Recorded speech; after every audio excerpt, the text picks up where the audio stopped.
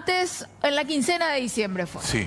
Ya, pero otras empresas tenían, por supuesto, el plazo de pagar hasta el 31 de diciembre. Exactamente, Amalia, y ese plazo no fue cumplido. Es por eso que el Ministerio de Trabajo y Seguridad Social ha recibido una gran cantidad de denuncias. Vamos a las cifras, ¿les parece?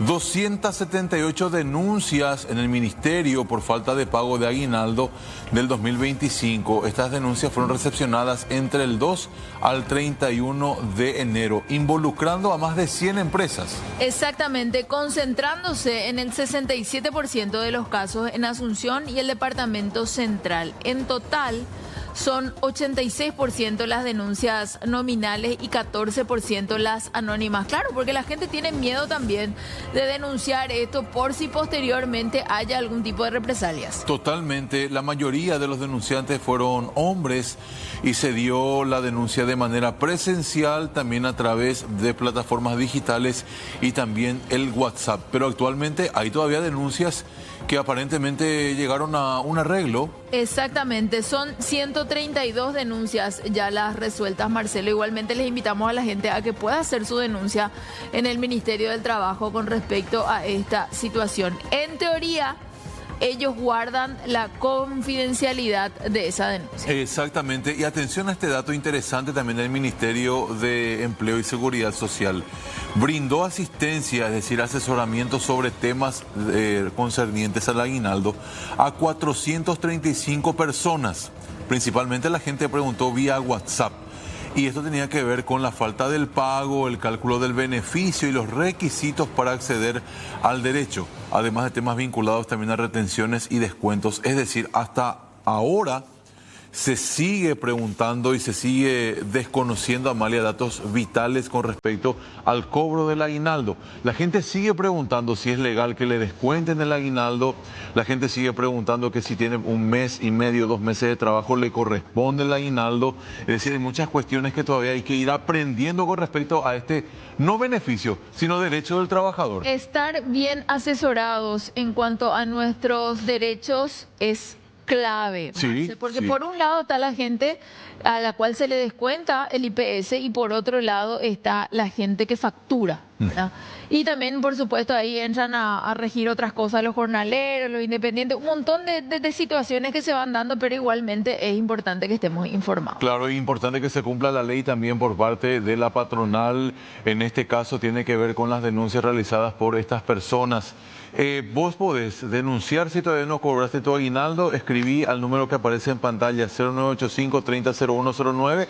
Te vamos a ir leyendo y contándonos principalmente cómo hiciste para pasar esa fiesta de fin de año sin ese beneficio, porque quieras o no, a más de ayudarte para la cenita y demás, el aguinaldo, Amalia, hoy en día es un respaldo importante, principalmente va a pagar las cuentas. Para evacuar todo lo que tiene que ver con esas deudas que de repente uno durante el año no puede y las utiliza después con su aguinaldo. Ya va empeñando prácticamente ese beneficio. Esperamos tu mensaje a nuestro WhatsApp.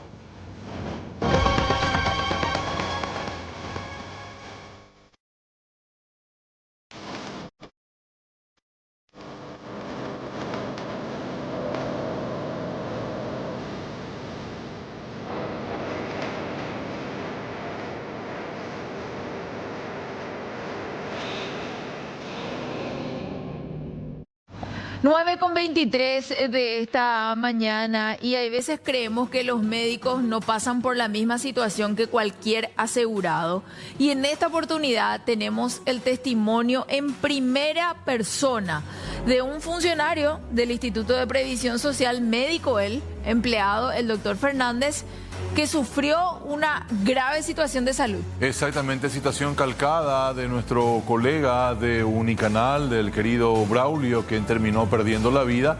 El doctor Vázquez pasó por esa misma situación, pero tuvo la bendición, Amalia, de tener amigos médicos que pusieron más de 50 millones de guaraníes para que su vida pueda ser salvada en un conocido sanatorio privado, porque en el IPS la misma máquina que no estuvo para Braulio, no estuvo tampoco para este profesional de blanco de altísima jerarquía en la previsional.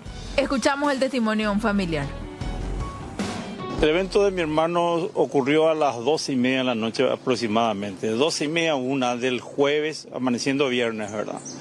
De ahí 5 minutos estamos nosotros del hospital privado La Costa, lo llevé de urgencia ahí, lo atendieron, lo estabilizaron un poquitito y se presenta la escena donde me dicen tu hermano está muy grave, necesita terapia urgentemente. Y yo le dije que sí, no hay ningún problema y me dice sí, pero tiene que haber un previo pago de garantía por 50 millones de guaraníes. Eran las 2 y alguito de la mañana. Yo le dije no hay problema, yo te voy a conseguir por las 9 de la mañana, no a las 3 de la mañana. Agarro el teléfono de mi hermano y comienza a llamar a sus amigos, colegas, porque mi hermano es médico, hematólogo, él es miembro de la Academia Científica. Y llama a sus amigos, comienza a movilizarse el grupo de médicos y consiguen una cama en reanimación, acá abajo, cerca de urgencia. Nosotros los familiares, dentro de nuestra ignorancia, nos quedamos tranquilos porque él ya tenía una cama de terapia.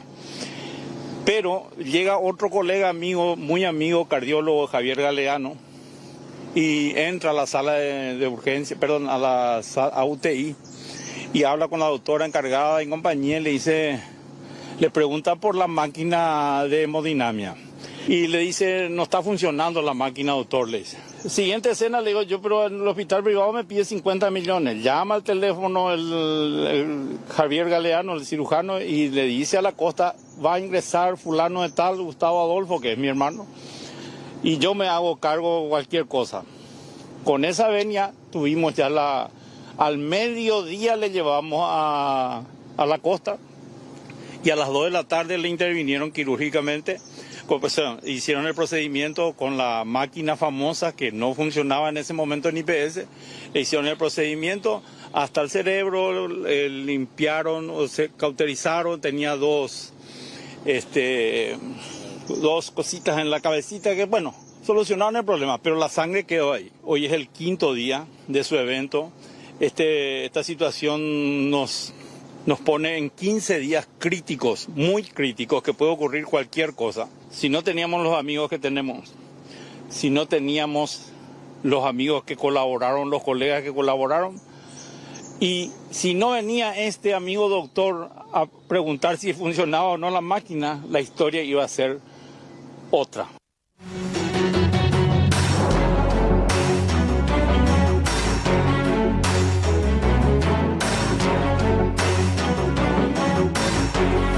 Fernando de la Mora, zona sur, Amalia, estoy leyendo acá y me decías que estaba él totalmente alcoholizado. Totalmente alcoholizado al mando de esta camioneta de color blanca y atropella a varios vehículos a su paso. Esa es una toma.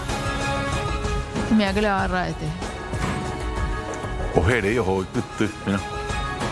Se salva una, se salva otra y eran 3:30 de la tarde del día lunes. Se va haciendo zigzag en esa parte, agarra incluso el cordón un chiquitito de la vereda. Mira la lomada, pasó de fino. Sí. Y la denuncia habla de que este hombre se llevó por delante a varios vehículos y después terminó huyendo del lugar. Aquí está lo que ya nos anticipaba el circuito cerrado, que a alguien le iba a agarrar y ahí finalmente paró con su camioneta. Escuchamos a una de las víctimas. A ver qué pasó, ya veo el vehículo destrozado y nadie sabía nada, solamente que un vehículo blanco le chocó. Empezamos a ver el circuito cerrado, a ver qué es lo que pasó, porque no entendíamos, porque literal huyó, voló, desapareció la persona. Ayer mejor dicho, fue un vehículo. Podría ser una criatura, una persona mayor. El barrio residencial, tenemos una plaza, la Plaza José Asunción Flores, que está acá a 20 metros. Y siempre hay gente, de hecho esta calle no tiene salida, no, es sin salida, y esta persona vino en total ebriedad, estado etílico, porque se podía ver. Con los circuitos cerrados que vimos, ya casi atropella la columna. Fuimos los sorteados ayer y salió nuestro vehículo. Fuimos a hacer nuestra denuncia, primeramente en la comisaría segunda, luego fuimos, porque nos avisaron que vieron el vehículo sobre la calle Juan Leopardi, que está acá aproximadamente a 2,5 kilómetros, 3 del lugar donde nos chocaron. Efectivamente era el vehículo, pertenece ya a otra comisaría. Fuimos a hacer la denuncia en la comisaría 15, nos comentan que ya se había hecho otras 2 denuncias más de este vehículo que venía y que también les chocó a otras 2 personas más.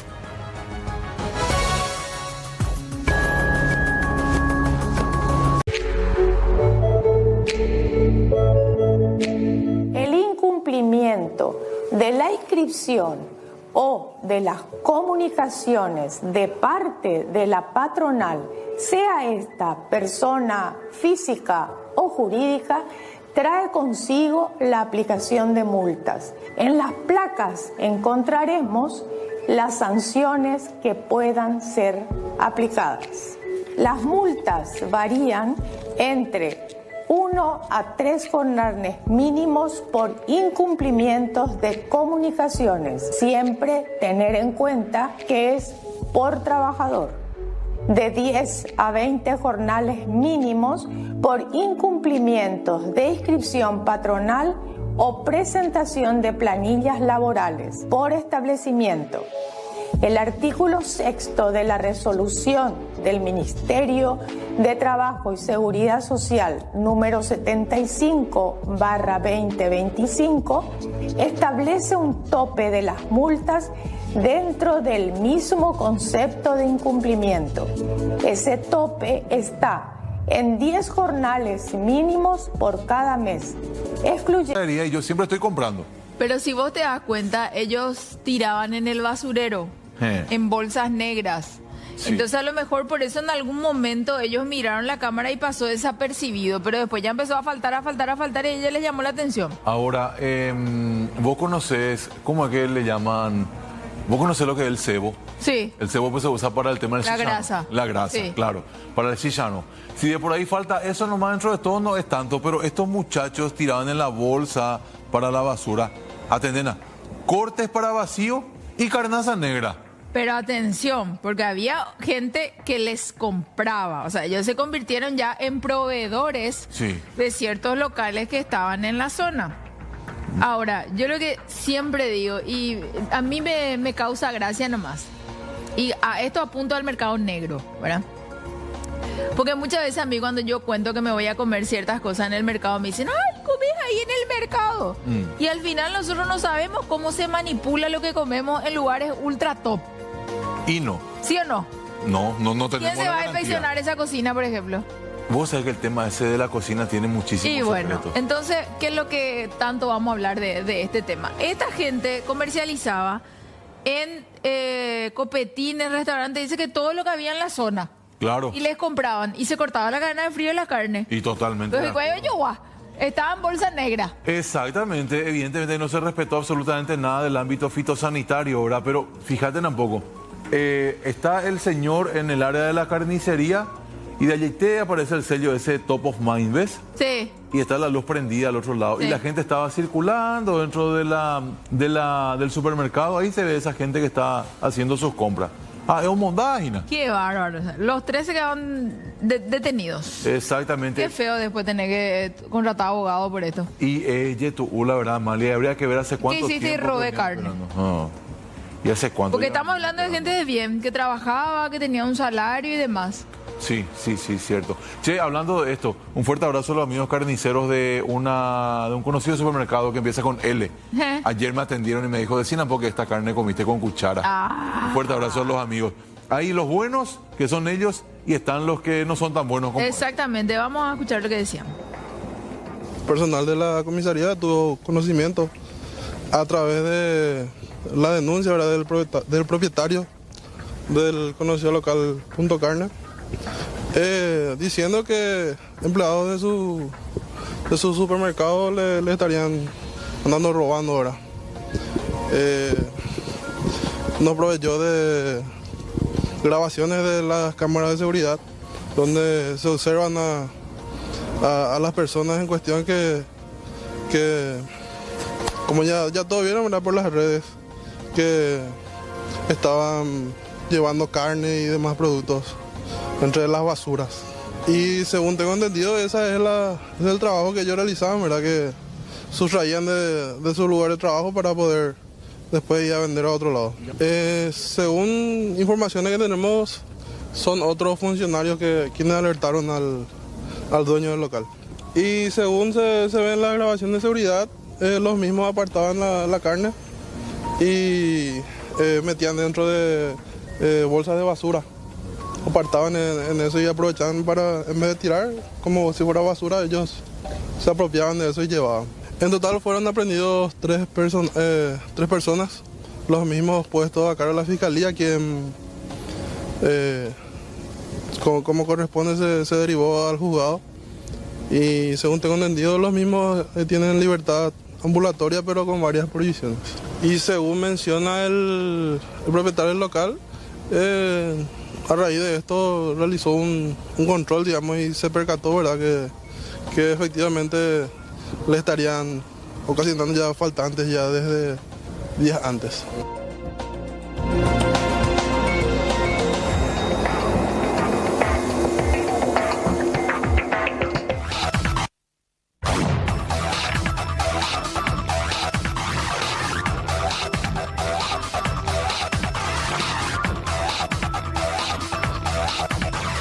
10:17 ya de esta mañana, tenemos más noticias para compartir. Hasta Automotores. Nata, buen día, ¿cómo estás? Sí, muchas gracias Marcelo, muy buenos días. También para Amalia tenemos que hablar y prestar mucha atención a este reporte porque hay modus operandi realmente que implementan los delincuentes a la hora de vender un vehículo que probablemente sea robado. Nosotros estamos aquí con el comisario Hernaldo Acosta, jefe de Automotores. Bueno, comisario, antes que nada, gracias por recibirnos, muy buenos días. Coméntenos un poco acerca de este modus operandi, porque se están robando vehículos preferentemente vía Chile, y qué es lo que están haciendo los delincuentes y de qué manera podemos prevenir también ser estafados. Muy buenos días, don Noel, para usted y para su amable audiencia. Asimismo, hoy en día estamos teniendo varios vehículos robados vía Chile, justamente nos están persiguiendo, y el modo operandi es impresionante, ¿verdad? Acá le voy a mostrar. Ellos hoy en día roban el vehículo, especialmente vía Chile, roban, cortan el chasis y le ponen un número de chasis que no está denunciado. Hacen 2, 3, el doble que nosotros llamamos.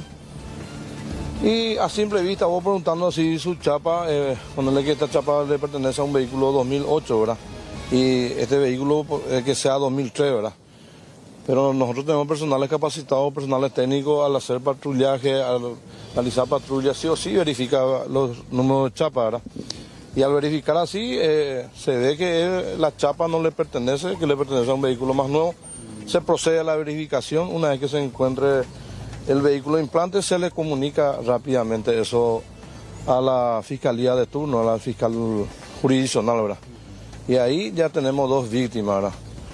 Víctima, la persona a quien se le había hurtado su vehículo, que se le había robado, y víctima la persona que había comprado, ¿verdad?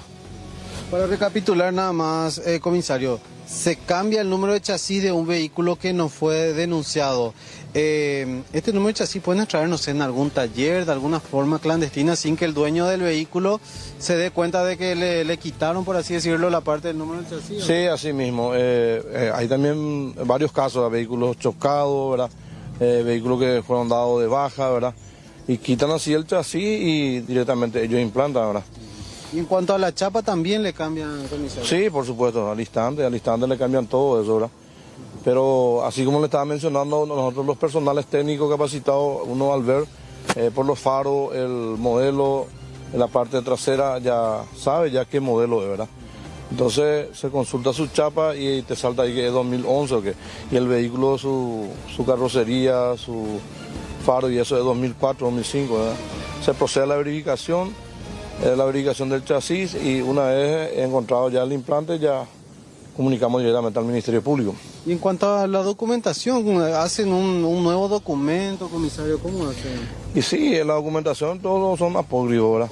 Ya sea la cédula verde, los títulos completos, ellos hacen todito, ¿verdad? Vas a decir, ¿verdad?, que la escribanía está implicada, otra cosa no, pero ellos hacen eso. Ellos hacen todo, la mayor parte, hay muchos estudios de la escribanía, eso que no saben nada, se falsifica su firma. Ellos son engañados también. Hay también, pues, no hay que juzgarle a nadie, ¿verdad? Porque hay también escribanías que son difamado directamente, ¿verdad? Pero es porque no saben nomás. Ahora, bueno, estamos viendo dos vehículos ya de Vía Chile que, bueno, tienen en este caso esta situación que usted está mencionando, comisario. ¿Qué hay que hacer? Si yo quiero comprar, por ejemplo, un auto, veo en el famoso marketplace ahí de las redes, puedo venir acá a pedir asesoramiento, ¿dónde yo puedo verificar con gente entendida de la Policía Nacional para que no me pase justamente No, esto? y eso nosotros le instamos a la ciudadanía que se apersonen acá, ¿verdad? Que vengan acá con el vehículo, acá personales técnicos, el licenciado en criminalística, los peritos le van a revisar si el chasis está adulterado o no, ¿verdad? Y así va porque se proceda, ¿verdad?, a la venta del mismo, ¿verdad? Tienen que tener en cuenta que hay muchas personas que son estafadas hoy en día y por puro negocio rápido, ¿verdad? Y después, una vez que entra en la justicia, ya es algo largo, ¿verdad? Decía, comisario, este vehículo azul, por ejemplo, tiene dos dueños y los dos son abogados, pero Sí. no se puede llegar a un acuerdo, hay todo un proceso también para ver quién es el verdadero dueño para recuperar. Sí, el Rati, por ejemplo, se le incautó de un abogado y la dueña original, supuestamente a quien se le había hurtado, es una abogada. Y ahí entra ya la parte judicial para poder recuperar y queda también ya la parte que... Claro, se hace la pericia correspondiente, se hace y ahí ya se ve ya justamente el técnico, el licenciado va ahí va a identificar bien de quién es el vehículo, ¿verdad? Comisario, tuvieron ya varios reportes de este tipo de... Muchísimo, todo, muchísimo. Imagínate que los robos diarios hay, ¿verdad? Gracias a Dios, la incautación, este mes de enero, por ejemplo, tuvimos 34 vehículos robados a nivel nacional, ¿verdad? Los 17 departamentos. Y 49 vehículos recuperados. Y la mayoría, te digo el 60-70% son de esta forma operandi, ¿verdad? Excelente. Comisario, muchísimas gracias por enseñarnos acerca de esto para tener en cuenta también. No, estamos en las órdenes de cualquier cosa y estamos por acá. Muy amable. Bueno, Amalia, Marcelo, ustedes ya se fijaron en este nuevo modus operandi, ¿verdad? Rescatan el número de chasis de algún auto chocado, adulteran los documentos y le colocan a los vehículos y posteriormente ya lo comercializan de forma rápida, a veces a un costo menor, a través de las redes sociales. Y gente que de repente no es muy entendida, se va a hacer rápido también el trato en alguna escribanía y se puede encontrar con este tipo de sorpresa. Así que ante cualquier duda pueden venir aquí al Departamento de Control de Automotores. Hay personas especializadas que van a verificar y te podés ahorrar un dolor de cabeza y por sobre todo muchos trámites y también esa pérdida de dinero que uno invierte con mucho anhelo, con mucho sueño, con mucho sacrificio para poder tener también el vehículo propio. Me decía la vez pasada un amigo escribano qué importante es que haya un ABC de lo que tenés que hacer cuando te vas a comprar un vehículo, por ejemplo, cuando te vas a comprar una casa o cuando te vas a comprar hoy por hoy, que son de alta gama también los celulares, por ejemplo, ¿verdad? Para saber a qué nos estamos exponiendo de repente con ciertas compras. Entonces, esta recomendación sí puede hacer también Automotores, ¿verdad? Tener de repente en su página un ABC de las cosas que sí o sí tenés que preguntar, tenés que saber y tenés que revisar a la hora de comprar un vehículo. Nata, gracias por el contacto. A ustedes, hasta luego.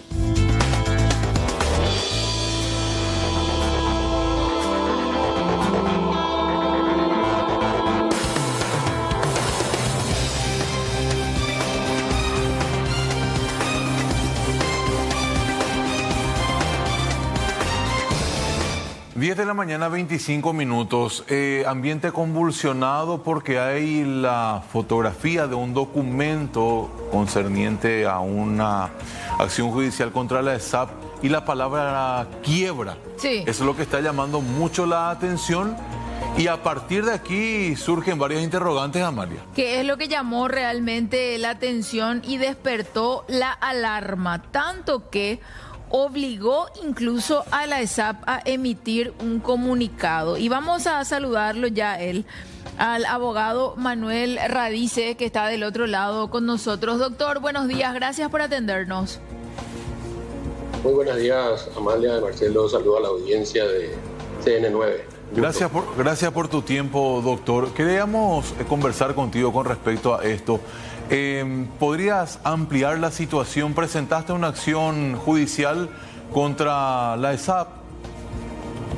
Así es, la ley de quiebras establece un mecanismo legal que es apropiado para las situaciones como las que se encuentra la ESAP, que es una cesación de pagos y un pago selectivo a los acreedores. En este caso, yo hice una presentación de pedido de quiebra por deudas de honorarios que me debe la ESAP por haberle ganado varios juicios en los cuales yo representaba a la Municipalidad de San Bernardino. Y para que tengan una idea, estos juicios datan del año 2004. Son juicios que ya tienen más de 20 años de tramitación, y las regulaciones de honorarios fueron cuestionadas y llevadas incluso a una acción de inconstitucionalidad por la representación jurídica de SAP para intentar dilatar una cuestión que le expone a las autoridades incluso a una situación a una responsabilidad penal por lesión de confianza debido a los altos intereses que se verá obligada la ESAP a pagar por no cumplir en plazo sus obligaciones. Entonces esta es la situación, ¿verdad? El pedido se realizó el lunes, en horas de la tarde, se dio entrada, está en el juzgado de primera instancia en lo civil y comercial del 20º turno a cargo del juez Juan Palacio Fantilli, y él tendrá que tomar en las próximas horas seguramente las primeras providencias de iniciación del juicio. Doctor, ¿de cuánta plata estamos hablando y cómo vinieron sorteando ellos esta situación para no pagarte hasta que llegamos a este punto que ya pasaron más de 20 años? La ESAP tiene la particularidad. La ESAP es un engendro jurídico que se creó en la época del gobierno de González Macri, recordarán ustedes, en un frustrado proceso de privatización. La entonces Corposana se convirtió en la empresa de servicios sanitarios del Paraguay, SA, es decir, una persona de derecho privado que ejerce actos de comercio. Si no le pagas la cuenta de agua, te van a cortar el agua. Si realiza todo tipo de actos de comercio como cualquier persona de derecho privado. Y tiene una particularidad de ser una empresa cuyo accionista es el Estado paraguayo. Entonces, históricamente, ¿qué ha sido la SAP? Un coto político con bajos niveles de control que utiliza toda la mecánica del derecho privado, pero todas las influencias del poder político, del turno. Entonces, esto hace que este tipo de empresas entren a situaciones de suma gravedad. No es la primera quiebra que estoy pidiendo de empresas de este tipo. Ya tengo en trámite la quiebra de Hola Paraguay Box, que también está en proceso de quiebra, y lo cuenta su mismo presidente a viva voz en innumerables oportunidades.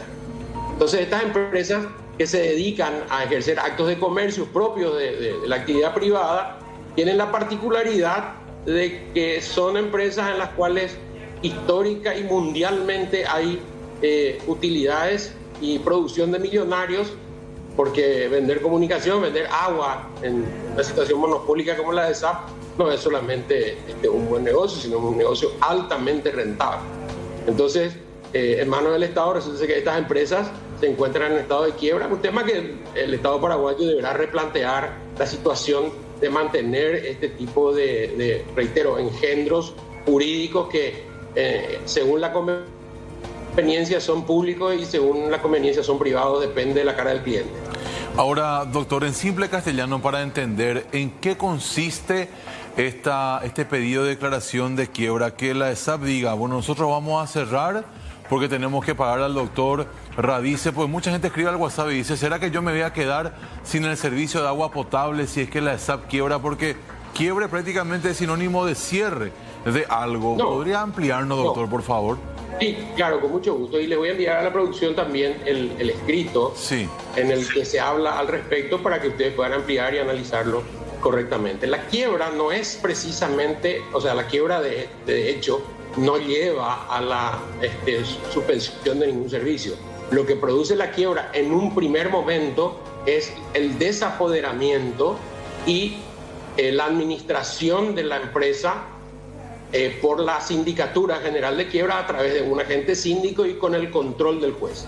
Es decir, no se va a producir nada con efecto sobre los usuarios. Vamos a seguir teniendo agua aunque la empresa quiebre. Y la quiebra, ¿qué es lo que hace? La quiebra pone en igualdad de condiciones a todos los acreedores e impide que la administración, según, reitero, la cara del cliente, le pague a uno y deje de pagar a otros. Interesante esto, doctor, entonces para la tranquilidad de la gente también, evidentemente el derecho suyo de reclamar lo que corresponde luego de 20 años. Doctor, no queremos cargar mucho la tinta, pero un monto aproximado de lo que la ESAP le adeuda a usted por sus servicios, ¿cuál sería? Y la ESAP le debe a mi cliente la Municipalidad de San Bernardino, seguramente con un interés de unos 400, 500 millones de guaraníes o más. Y a mí me debe aproximadamente 100 millones de capital más los intereses, porque la ESAP ha perdido 2 juicios en todas las instancias posibles de cuestionamiento. Quiero recordar, y es ilustrativo, estos juicios contra entidades que tienen este tipo de situación, que son estatales o que son accionistas del Estado, provienen de una discusión que hubo en esa época de la iniciación de estos juicios en relación a la autonomía municipal y a los recursos municipales. Hay una histórica jurisprudencia del doctor Oscar Paciello que consagró el principio de la autonomía municipal y del cuidado que la Constitución hace especialmente de los recursos municipales. Y este es uno de los juicios en los cuales se determinó que ya como ESAP, PS, la ANDE, la Industria Nacional del Cemento, etcétera, paguen en los lugares que corresponden, en los municipios que corresponden, los impuestos inmobiliarios de sus propiedades, las tasas de sus patentes comerciales y todo servicio que involucre una cuestión relacionada con el gobierno local. Doctor, en estos 20 años, ¿cuántas veces ya tuviste vos que reiterar este pedido? Y esto es una progresividad perversa de los funcionarios públicos que están en las instituciones.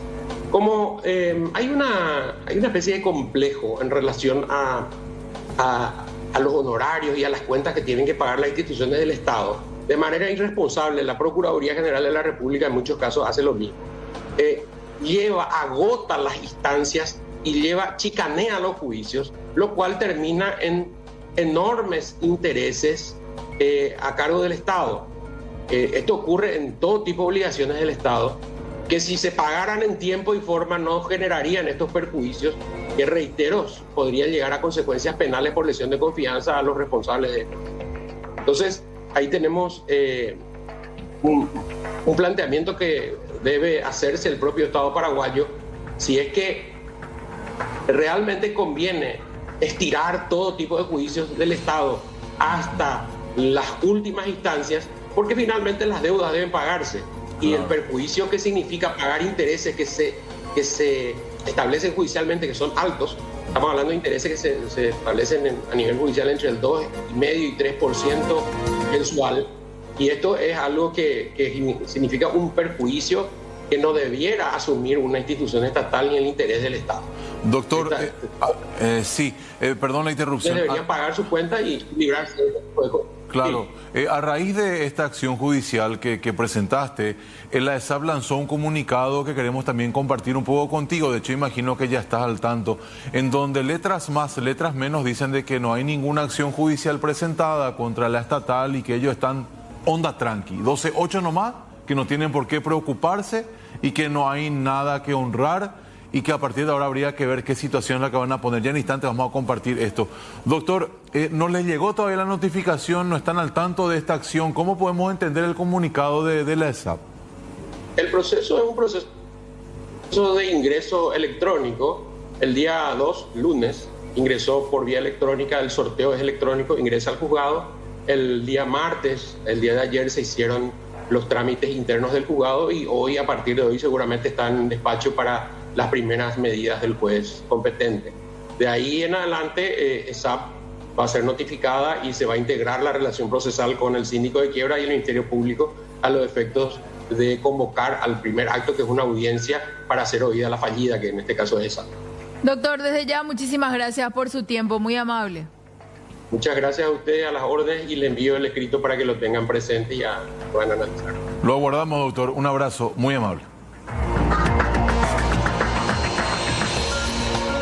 Y esto era lo que mencionaba Marcelo y tiene que ver con el comunicado por parte de la ESAP. Ante la circulación masiva de un supuesto documento cuyo contenido y veracidad se desconocen, la ESAP S.A. informa que no existe ningún proceso judicial ni acción en curso que comprometa los intereses de la institución. Asimismo, se aclara que desde la asesoría jurídica no se tiene conocimiento de ninguna presentación de la naturaleza mencionada. No obstante, en el marco de la responsabilidad y la transparencia institucional se realizarán las verificaciones correspondientes ante las instancias competentes y una vez concluido dicho trámite se comunicará oficialmente lo que corresponda. Acá es lo que ellos dicen, no sabemos nada, estamos tranquilos, no se preocupen, va a seguir habiendo agua para todos y demás. Pero decía el doctor, dice que ahora el expediente electrónico va a llegar a la etapa de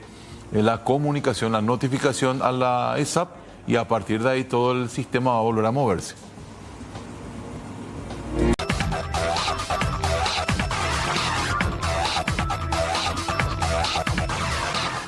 Con 41 de esta mañana y esta es una enfermedad que a quien más, quien menos ya le tocó en primera persona o con alguno de nuestros familiares, lastimosamente. Y que muchas veces en Paraguay aparentemente tiene ese toque ya de tragedia, sí, que ya no hay un revés. Pero hay que seguir peleando, gente, hay que seguir adelante. Y si muchas veces papá Estado te quiere soltar la mano, pues exijamos nuestros derechos. Esta gente tiene el mismo derecho de vivir que todos nosotros. Nuestra compañera Fiorella Aveiro está trabajando ahí desde el INCAM. Fiorella, buenos días. Buenos días, Amalia, Marcelo, ¿cómo están? El saludo cordial para ustedes y para toda la audiencia. Así como ya lo habían adelantado, el día de hoy se recuerda una fecha sumamente importante, el día de la lucha contra el cáncer, justamente recordando a todas aquellas personas que durante bastante tiempo de su vida lucharon contra esta enfermedad y también aquellas personas que el día de hoy están aquí en el instituto luchando contra este mal, bueno, ya en distintos momentos de su vida. Inclusive sabemos que para algunos resulta ser más grave, pero es muy importante recordar esto de la prevención, tomar conciencia y poder tener todo siempre a tiempo, todos los controles y no dejar pasar esto de la salud, que es bastante importante. Por eso ya nos acercamos a él para que nos cuente un poco más acerca de las actividades que aquí en el INCAN estuvieron realizando un poquito más temprano el doctor Arnaldo Vázquez, para que nos cuente más. Buenos días, doctor, y gracias por recibirnos. Buenos días y muchas gracias por el espacio. Un saludo para vos y para la audiencia. ¿Qué actividades estuvieron realizando el día de hoy? Sí, el día de hoy conmemoramos justamente el Día Mundial contra el Cáncer, ¿verdad? Una patología, así como dijiste, que afecta no solamente a una persona, a una familia, a toda una comunidad, ¿verdad? Entonces dimos un poco un enfoque general en lo que es la prevención, el tratamiento, el seguimiento, los métodos que tenemos actualmente dentro de la red del Ministerio de Salud como para poder detectar esta patología a tiempo, y también tenemos métodos que ayudan a prevenir la aparición de esta patología, ¿verdad? Entonces, hay muchas personas que por el miedo a ese diagnóstico o a ese resultado deciden directamente no hacer los controles. Así mismo, estamos en una época en donde estamos tratando de erradicar justamente esa situación en donde tenemos miedo de cuidar de nuestra salud, ¿verdad? Hoy estamos hablando del cáncer, ¿verdad? Pero sin embargo tenemos enfermedades crónicas no transmisibles como la diabetes, la obesidad, ¿verdad? La hipertensión, que muchas veces tenemos miedo de consultar para no tener justamente ese diagnóstico y no tener que cambiar el estilo de vida que tenemos, ¿verdad? Es muy importante apostar a tener una vida saludable para poder evitar así la aparición de muchas patologías. Doctor, ¿cuántos pacientes actualmente vienen aquí hasta el INCAN para seguir con sus tratamientos? Bueno, actualmente para el Paraguay, el Observatorio Mundial del Cáncer estima como 12.000 casos a nivel país, ¿verdad?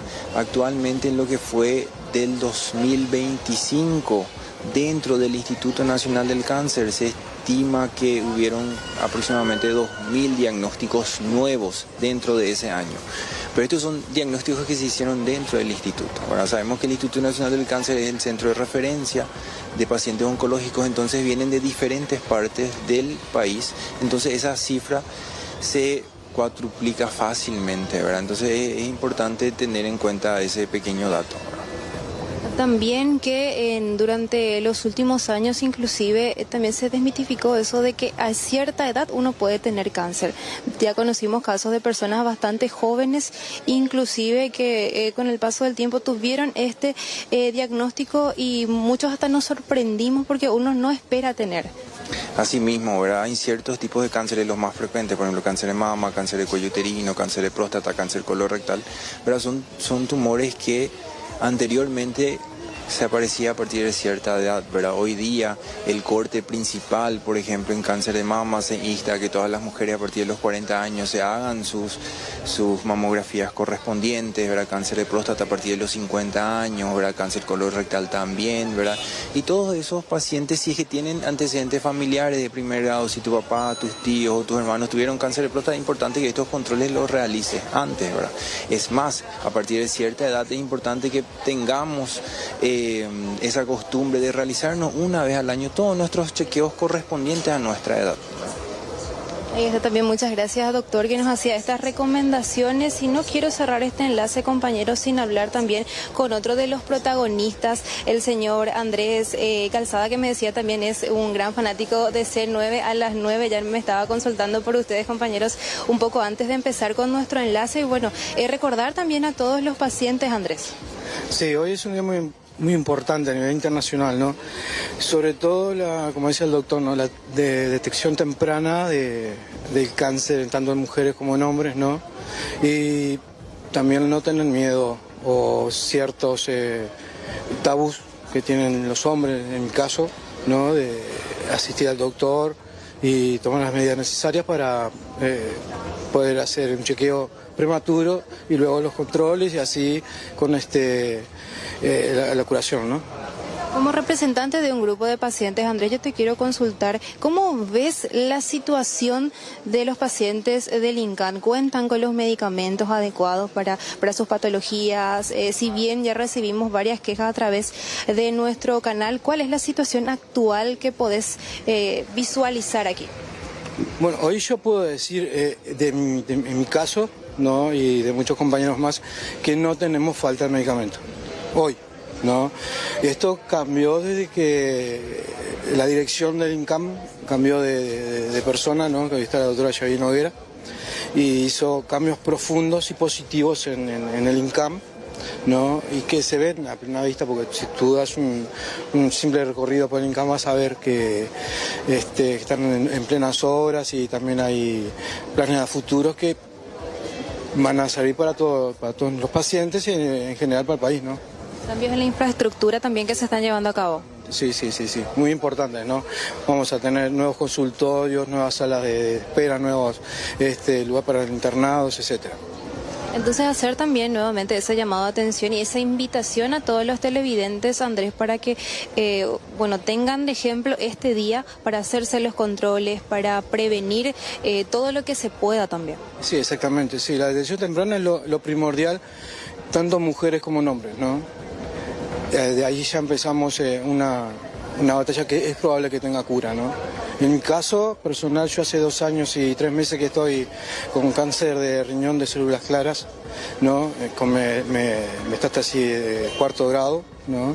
Y mi último examen, gracias a la inmunoterapia, dio positivo que estoy curando, ¿no?